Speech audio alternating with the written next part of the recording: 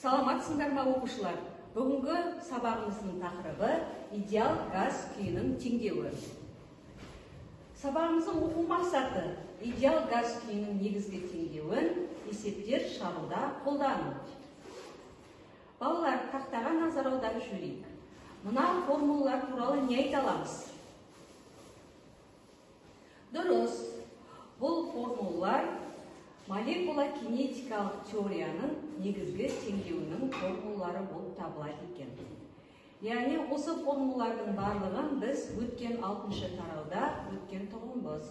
Яғни молекула кинетикалық теориясының негізгі теңдеуінде газ қысымының формулаларын 4 түрлі әдіспен қорытып шығарған болатынбыз. Термодинамикалық параметрлерді байланыстыратын теңдеу газ күйінің теңдеуі деп аталады. Есімізде болар балалар, термодинамикалық параметрлер деп отырғанымыз, ол макроденелерді сипаттайтын параметрлер, олар қысым, көлем, температура болып табылады. Осы идеал газ күйінің теңдеуін қорытып шығарған ең алғаш Эмиль Клапейрон болды. Яғни бұл француз физигі 1834 жылы 10 жыл бойы Ресейде жұмыс жасаған уақытында осы формуланы қорытып шығарған болатын. Яғни Клапейрон ұсынған идеал газ күйінің теңдеуіне назар аударайық. Газ қысымының формуласын қорыта келе, ол мынадай формуланы шығарды. Яғни газ күйінің теңдеуі ретінде P1 V1 бөлінген T1 тең болады P2 V2 бөлінген T2 тең тұрақты шама болып табылады деген өзінің теңдеуін ұсынған болатын. Осы Клапейрон ұсынған теңдеуді әрі қарай қорытындылап шығарған бұл орыс физигі Менделеев болды.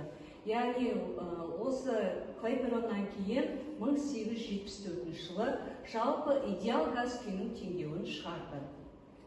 Менделеев әрі қарай осы Клапейронның теңдеуін әрі қарай қорытындылап шығара келе, мынадай формуланы қорытты. Яғни PV бөлінген P тең болады M бөлінген M, NA көбейтілген K. NA Авогадро тұрақтысы, K Больцман тұрақтысы болып табылады. Яғни Авогадро тұрақтысы мен Больцман тұрақтысының көбейтіндісі тұрақты шама универсал газ тұрақтысына алып келеді. Яғни 8,31 джоуль бөлінген моль көбейтілген кельвинге тең.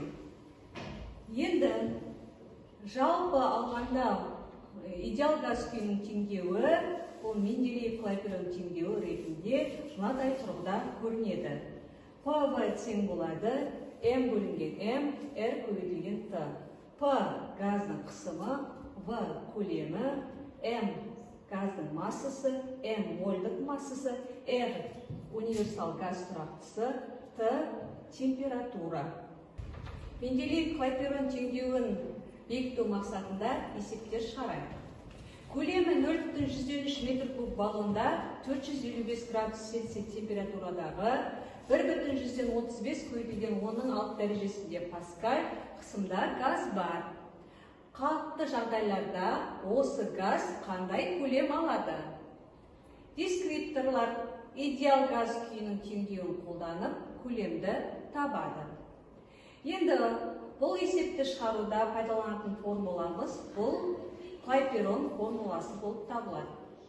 P1 V1 бөлінген T1 тең болады P2 V2 бөлінген T2 тең тұрақты шамаға. Осы формуладан V2 көлемді табатын болса, онда P1 V1 T2-ні бөлеміз P2 T1-ге.